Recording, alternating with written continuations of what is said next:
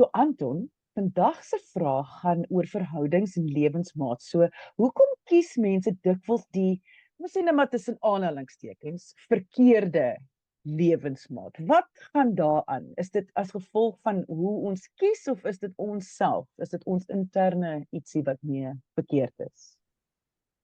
Kyk, Lisa, ek dink dis net so 'n moeilike vraag om te vra, hoe kies mens die regte lewensmaat? Want ek dink daar is soms iemand wat jy ontmoet op skool, jy het 'n verhouding, en na skool, gaan julle dalk saam iewers heen, gaan studeer op dieselfde plek, en die verhouding gee stabiliteit. Daar's baie dinge wat mens geniet, um, in terme van aktiwiteite of sekere, jy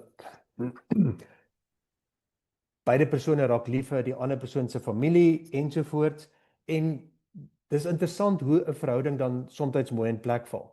Maar ek dink die teenoorgestelde is eintlik die meer hartseer geval, en ek dink soms het mense of my gesê, hoe is dit moontlik dat ek weer iemand gekies het wat was soos my vorige man?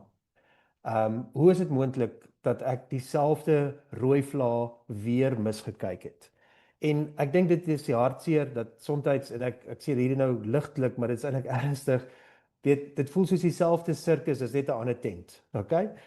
Want ek dink dit is nie noodwendig toevallig dat daardie probleem kan herhaal nie, of dat ons daardie keuse maak om met iemand te wees wat nie noodwendig goed is vir ons nie, want ek dink baie keer is dit dat alhoewel ons dalk rasioneel dink oor die verhouding, die keuse wat ons maak gebeur dalk op 'n baie dieper vlak, op 'n baie meer onbewuslike vlak. Die aangetrokkenheid na iemand is ook baie keer die dinge wat ons raak sien in iemand wat vir ons bekend is.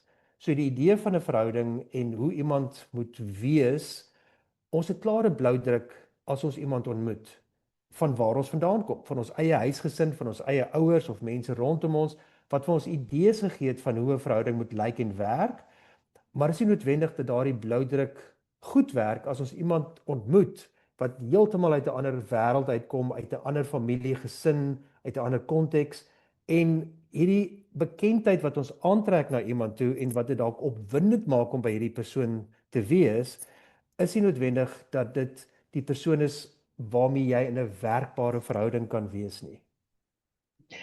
Dit kom net altyd vir my terug. Ek weet my ouma het altyd gesê, jy gaan kies wat jy ken, maar tot jy nie jouself ken nie, gaan jy nie reg kies nie.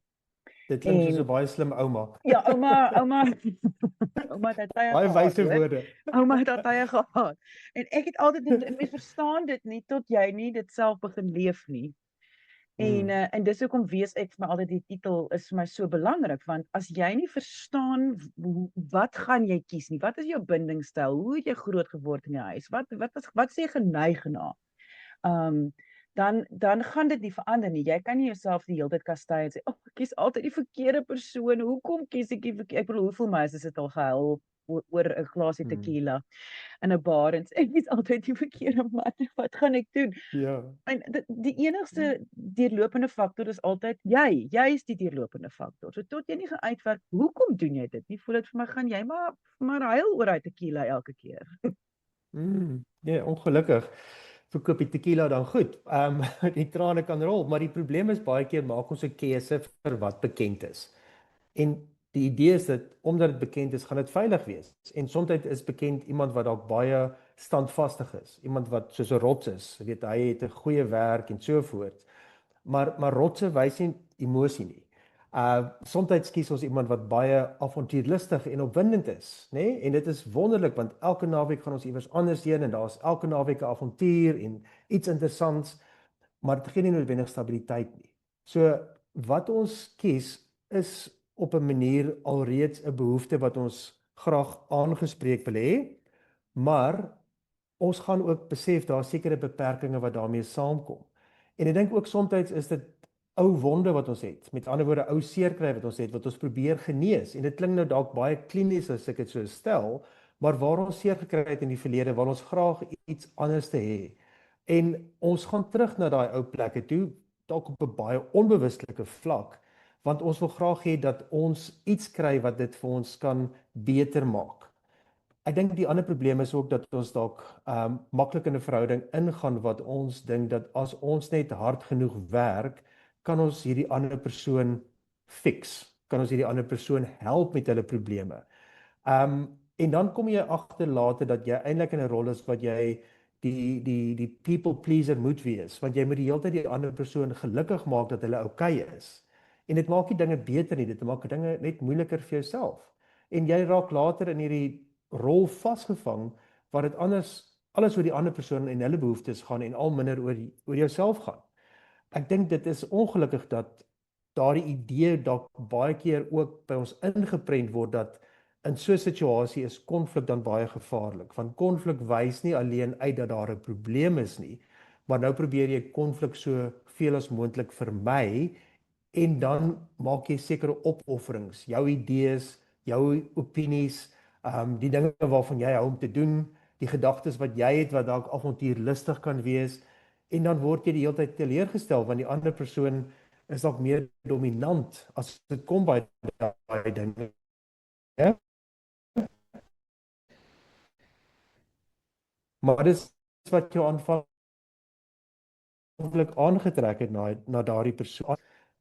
Dit wat jou aanvanklik aangetrek het, word dalk later die probleem. Nou is jy met die rots getroud en hy's sterk en hy's standvastig, maar jy het dalk 'n bietjie meer avontuurlustigheid nodig. En ek dink wat jy dan net ook mis, is dit wat jy verwag het van hoe 'n verhouding moet werk. Maar die ander persoon kom ook in met hulle eie verwagtinge en hulle idees van 'n verhouding is anderste want hulle kom uit 'n ander plek uit. En daar's nog 'n ding Anton, dit beteken nie dat daar bestaan iets soos 'n verkeerde lewensmaat nie. Ek dink baie keer is dit nou weer eens die groot sambreel. So nou goed, nou is die ene rots en die ander een is bietjie meer avontuurlustig. Nou gooi almal nou weer die baba met die badwater uit. Daar gat ons, dis nou klaar, hierdie verhouding werk glad nie. Terwyl daar is ook ander maniere om dan nou daarmee te werk. Dat as jy iets kry op ander vlakke van die persoon, dan kan 'n verhouding baie suksesvol en baie wonderlike verhouding wees. Mens moet net baie mooi uitwerk. Waar is die grense? Waar is jy ongelukkig? Waar is daai persoon ongelukkig? Wat sal werk? Ja, ek glo absoluut elke pot het sy deksel. Maar potte en deksels met tyd raak maar 'n bietjie krom en skeef. En potte en deksels pas nie altyd 100% op mekaar nie. Weet, dis nie die wat jy mooi in 'n paar by die winkel gaan koop of op afgelewer kry by jou huis nie. So dit is belangrik om te besef dat daar gaan altyd sekere dinge wees wat moeiliker is. Maar ek dink dit is ook belangrik om op te let na sekere rooi vlae. So baie keer sal mense ook terugkyk en sê maar ek het in hierdie huwelik ingegaan en ek het voor die tyd besef daar is sekere rooi vlae. Weet, hierdie persoon is so selfgesentreerd. Sy kan nie ophou om oor haarself te praat nie, of as ons iewers heen gaan sy nie ophou my te kritiseer nie, of hierdie ou gee so baie geld uit op dinge wat ek dink net onnodig is en nou ewe skielik is ons in 'n finansiële verknorsing. Hoekom het ek daai dinge nie raak gesien nie? Maar ek dink dit is baie keer weer eens daai vroeë opwinding, daai beloningsstelsel van jou brein wat aangeskakel word, want dit is nou heerlik as jy nou gaan uit eet elke naweek en weet jy gaan ry rond en so voort. En dan is dit nie noodwendig vir jou 'n finansiële bekommernis nie, maar later sien jy dalk ook, maar wag 'n bietjie, iewerste daar's nie 'n spaarplan nie, daar's nie 'n safety net nie. So ek het nodig om ook terug te kyk na vorige verhoudings en ook in terme van waar ek groot geword het en wat is dalk die rooi vlae, wat is die dinge wat vir my belangrik is. Ek dink ook baie keer is dit dat mense sê, "Sjoe, ek het baie impulsief die besluit gemaak om in hierdie verhouding te wees, want hierdie persoon het net vir my op hierdie regte tyd om die regte hoek gestap en daar het ons in mekaar se oë gekyk en dit was love at first sight." Ja, okay. Love at first sight is egter anders om in 'n langtermynverhouding met iemand te wees. En ek dink dit is die belangrikheid om te kan terugstaan weer eens om te voel, okay. So hierdie persoon en ek het 'n baie goeie koneksie, maar hoe lyk dit op 'n dag tot dag basis? Is die besluite wat ons maak, die waardes wat ons deel, dieselfde?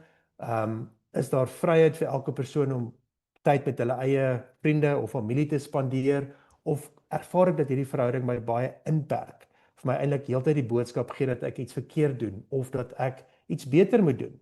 En ek dink dit is belangrik om ook te kan terugkyk in jou eie lewe en te vra, wat is die patrone wat baie keer herhaal?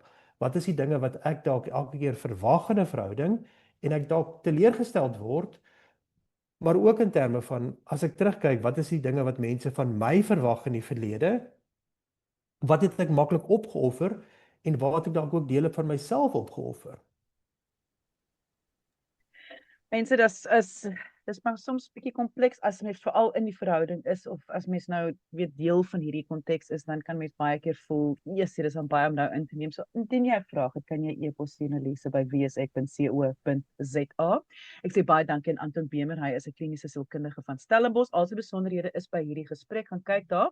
Heerlike webtuiste waar jy sommer afspraak direk op sy webtuiste kan maak. So gaan kyk gerus daar, gaan lees meer oor hom.